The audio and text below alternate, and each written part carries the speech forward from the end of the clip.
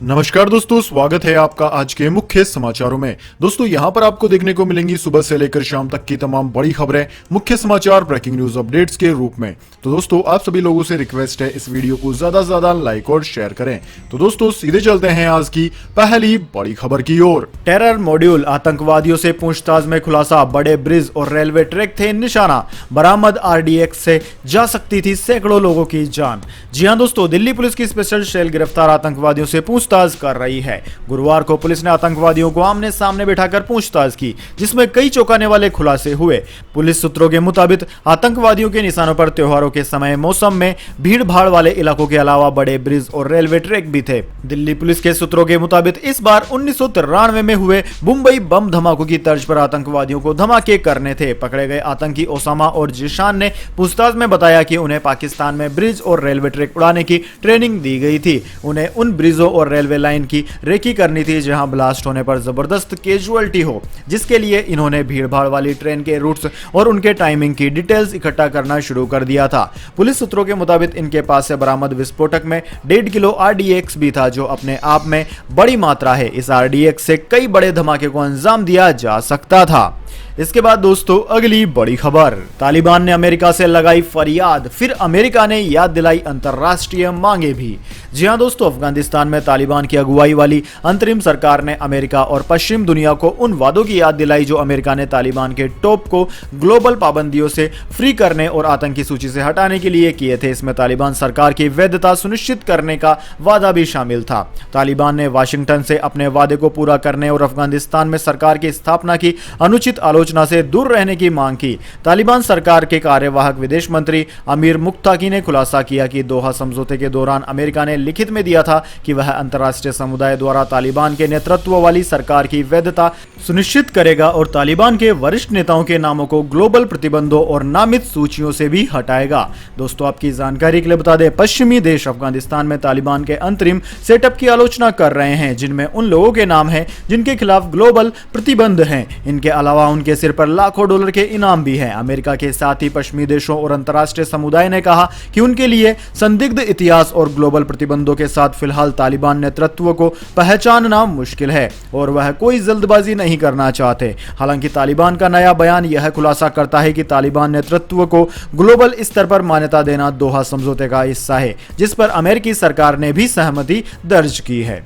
इसके बाद दोस्तों अगली बड़ी खबर, ज्योतिरादित्य सिंधिया ने कहा ड्रोन सेक्टर में अगले 3 सालों में 5,000 करोड़ के निवेश का है अनुमान, 10,000 लोगों को मिलेगा रोजगार। जी हां दोस्तों, प्रधानमंत्री नरेंद्र मोदी की अध्यक्षता में बुधवार को हुई कैबिनेट की बैठक में ऑटो, टेलीकॉम और ड्रोन सेक्टर के लिए कई बड़े फैसले लिए गए। इसी के तहत भारत को 2030 तक ड्रोन हब बनाने की दिशा में कदम उठाते हुए केंद्र ने ड्रोन और ड्रोन कंपोनेंट्स के लिए प्रोडक्शन लिक्विड इंसेंटिव यानी कि PLI स्कीम को मंजूरी दे दी है। वहीं केंद्रीय नागर विमानन मंत्री ज्योतिरादित्य सिंधिया ने गुरुवार को कहा कि हम अगले 3 सालों में ड्रोन के मैन्युफैक्चरिंग सेगमेंट में लगभग 5,000 करोड़ रुपए के निवेश का अनुमान लगा रहे हैं। इससे लगभग 10,000 रोजगार के अवसर पैदा होंगे। इससे सेक्टर में क्रांति आएगी। सिंधिया ने कहा कि PLI अगले 3 सालों में ड्रोन मैन्युफैक्चरिंग से 900 करोड़ रुपए का कारोबार करेगा। हम यह अनुमान लगा रहे हैं कि साल 2026 तक ड्रोन इंडस्ट्री 1.8 अरब डॉलर हो जाएगा। इसके बाद दोस्तों अगली बड़ी खबर, GST काउंसिल की अहम बैठक है आज। पेट्रोल, डीजल और ऑनलाइन फूड डिलीवरी एप्स पर होंगे बड़े फैसले।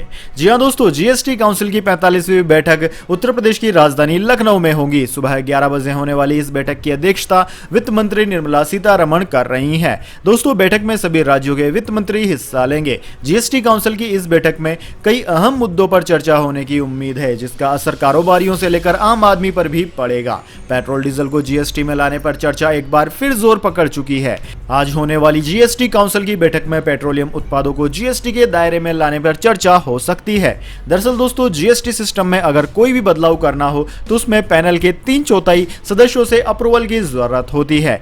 इसमें सभी राज्यों और क्षेत्रों के प्रतिनिधि शामिल होंगे। हालांकि इस प्रस्ताव में से कुछ ने फ्यूल को GST में शामिल करने का विरोध किया है, क्योंकि उनका कहना है कि ऐसे में केंद्र सरकार को एक प्रमुख राजस्व जुटाने वाला टूल सौंप सौंप देंगे। वहीं दोस्तों food delivery app Zomato, Swiggy जैसे क्लाउड किचन से खाना मंगाने पर जीएसटी लगाने पर काउंसिल में विचार हो सकता है। कमेटी के फिटमेंट पैनल ने काउंसलिंग से फूड डिलीवरी ऐप्स को कम से कम 5% जीएसटी के दायरे में लाने की सिफारिश की है। इसके बाद दोस्तों अगली बड़ी खबर, विराट कोहली ने चौंकाया, वर्ल्ड कप के बाद टी20 फॉर्मेट की कप्तानी छोड़ने का कर दिया ऐलान। जी हां दोस्तों, विराट कोहली ने गुरुवार को ऐलान किया है कि वह अक्टूबर-नवंबर में संयुक्त अरब अमीरात में टी20 वर्ल्ड कप के बाद भारत के टी20 टीम की कप्तानी छोड़ देंगे। हालांकि स्टार बल्लेबाज ने साफ किया है कि वह टेस्ट और वनडे क्रिकेट में अपना नेतृत्व करना जारी रखेंगे। साथ ही विराट कोहली ने कहा कि उन्होंने मुख्य कोच रवि शास्त्री और रोहित शर्मा सहित कई साथियों से सलाह लेने के बाद यह फैसला किया। कोहली ने यह भी कहा कि उन्होंने भारतीय क्रिकेट कंट्रोल बोर्ड बीसीसीआई के अध्यक्ष सौरव गांगुली और सचिव जय शाह को अपने फैसले से अवगत करा दिया है।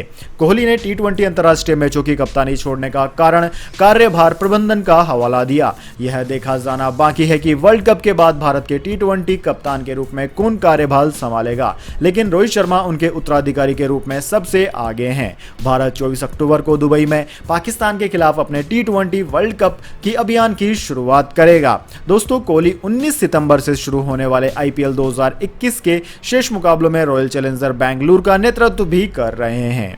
इसके बाद दोस्तों अगली बड़ी खबर, दुनिया के 100 सबसे ज्यादा प्रभावशाली लोगों में प्रधानमंत्री मोदी, ममता बनर्जी और पूनावाला शामिल। मुल्ला बरादर का भी है नाम। जी हां दोस्तों, प्रतिष्ठित टाइम मैगजीन की साल 2021 के 100 सबसे ज्यादा प्रभावशाली लोगों की लिस्ट में प्रधानमंत्री नरेंद्र मोदी, पश्चिम बंगाल की मुख्यमंत्री ममता बनर्जी और कोविशील्ड वैक्सीन बनाने वाली company serum institute of India के सीईओ अदार पूनावाला का नाम भी शामिल है। दोस्तों टाइम मैगजीन ने बुधवार को 2021 के सबसे प्रभावशाली लोगों की सूची जारी की। हैरान करने वाली बात यह है कि इस सूची में तालिबान के सह संस्थापक और अफगानिस्तान के डिप्टी पीएम मुल्ला अब्दुल गनी बरादर का भी नाम शामिल है। दोस्तों टाइम की ये लिस्ट 6 कैटेगरियों में बांटी गई है। इनमें पायरिंग आर्टिस्ट, लीडर, आइकॉन, टाइटन और इनोवेटर को शामिल किया गया है। नेताओं की लिस्ट में मोदी और ममता बनर्जी के अलावा अमेरिकी राष्ट्रपति जो बाइडेन, उपराष्ट्रपति कमला हैरिस, चीन के राष्ट्रपति शी जिनपिंग, इजराइल के राष्ट्रपति नफ्ताली बेनेट, अमेरिका के पूर्व राष्ट्रपति डोनाल्ड ट्रंप के नाम शामिल हैं। इसके बाद दोस्तों अगली बड़ी खबर, गुजरात तट से इंडियन कोस्ट गार्ड ने पकड़ी पाकिस्तानी नाव, 12 संदिग्ध हुए गिरफ्तार। जी हां दोस्तों, इंडियन कोस्ट गार्ड ने भारतीय सीमा में घुसी पाकिस्तानी बोट को पकड़ा है जिस पर 12 लोग सवार थे। बोट पर सवार सभी 12 संदिग्ध लोगों को गिरफ्तार कर लिया गया है और उनसे पूछताछ की जा रही है।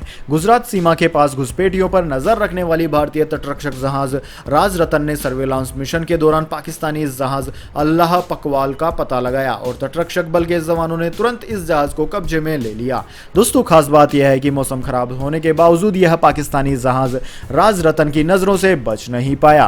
भारतीय तटरक्षक बल की ओर से जारी एक रिलीज में कहा गया है कि 14 सितंबर की रात जहाज राजरतन ने सर्वेलांस मिशन के दौरान पाकिस्तानी जहाज का पता लगाया। अल्लाह पवाकवल नाम के इस जहाज पर 12 क्रू मेंबर्स सवार थे।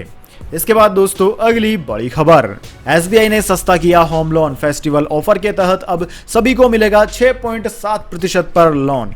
जी हां दोस्तों, देश के सबसे बड़े bank state bank of India यानी कि एसबीआई ने होम लोन को लेकर बड़ी राहत का ऐलान किया है। एसबीआई ने ऐलान किया है कि फेस्टिवल सीजन को देखते हुए वो credit score liquid home loan 6.7% की दर से देगा, चाहे लोन की राशि कुछ भी हो। स्टेट बैंक की ओर से जारी प्रेस रिलीज के मुताबिक अभी एसबीआई 75 लाख से ज्यादा होम लोन 7.15% की ब्याज दर पर देता है, लेकिन फेस्टिवल ऑफर्स की शुरुआत के बाद 75 लाख रुपए से ज्यादा का होम लोन लेने वाले उधारकर्ताओं को भी 6.7% की न्यूनतम दर पर होम लोन मिलेगा। दोस्तों प्रेस रिलीज में बताया गया है कि इस ऑफर के तहत 75 लाख रुपए का होम लोन 30 साल के लिए लेने वाले उधारकर्ताओं को 0.45% सस्ता कर्ज मिलेगा, जिससे उन्हें इस पूरी अवधि के दौरान 8 लाख रुपए से ज्यादा की बचत होगी।